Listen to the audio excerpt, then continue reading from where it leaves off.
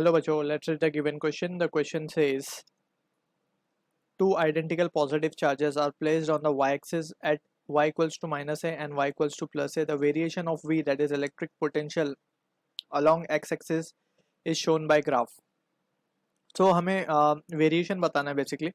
So in this particular question we need to understand about the key concept of electric potential. So जब हम बात करते हैं electric potential की, so basically electric potential that is V is defined as the work done by external agent upon the charge moved, right. अगर हम मान लें कि चार्ज मूव हमने क्यू नॉट किया, so work done upon the charge, right? So this is what the value of external we can say potential we are getting. Also using this result we have already derived कि अगर let's say we have a charge q of positive nature और उससे किसी r distance पे at a point p if we wish to find the electric potential, so हम result लिख सकते हैं potential at point p can be given by the formula k q by r, right. So this is the result that we need to keep in mind. अब यहाँ पे we need to be careful, जो भी charge का nature होगा, that is if it is positive so we have to keep it with sign plus q, और अगर negative होता तो we have kept it at with a negative sign. So this is the thing that we need to keep in mind. Also apart from this electric potential is a scalar quantity, right.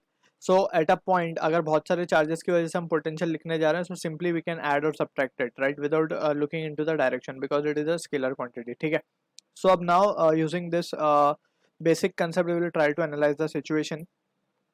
Let's say ये हमारा y axis है and this is x axis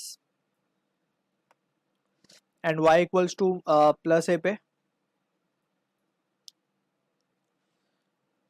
y equals to plus ए पे एक charge रखा हुआ है, ठीक. To positive charge बोला गया तो we are taking one positive charge होगा ये, एंड दूसरा चार्ज यहाँ पे होगा y equals to minus a पे,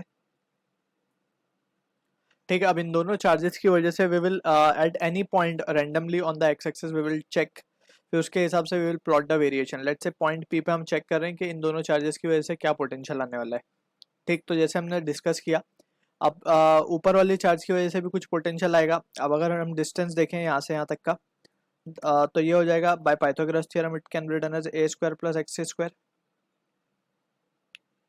सिमिलरली ये डिस्टेंस भी वही आएगा, under root of a square plus x square, ठीक है. So from this situation we can see के जो पोटेंशियल लिखा जाएगा at point p, that will be just the sum of this two, that is we can write this as to be k q upon r means under root of a square plus x square, plus दोनों की वजह से यही आएगा, symmetric case है basically है.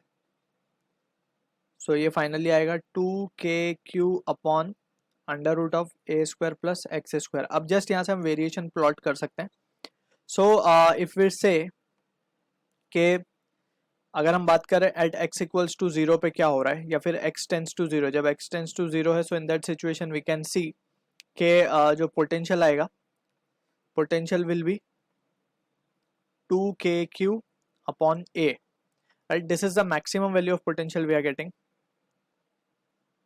अब अगर हम बात करें if x tends to infinity, plus minus infinity दोनों तरफ we can say, so in that situation v की वैल्यू क्या आ जाएगी, we will be equals to 0. क्यों 0? because we can see के 2kq upon infinity will be 0. so this will be the case we are getting. so इसके accordingly अगर हम plot करें, so ये origin है, that is where x equals to 0. so यहाँ पे कुछ maximum value मिलेगी हमें. so यहाँ पे अगर हम plot करने की कोशिश करें, so this can be seen this way. ये कुछ maximum value आएगी 2kq upon a, right. and infinity के लिए कुछ इस तरीके से ग्राफ चला जाएगा. And since it is a parabolic graph you can see, क्योंकि ये स्क्वायर से वेरी कर रहा है, so this will be the situation we are getting maximum से, and it will be minus infinity से प्लस इन्फिनिटी की तरफ. So this is the answer to the question, जो कि मैच हो रहा है हमारा ऑप्शन ए के साथ. I hope you understood the solution. All the best.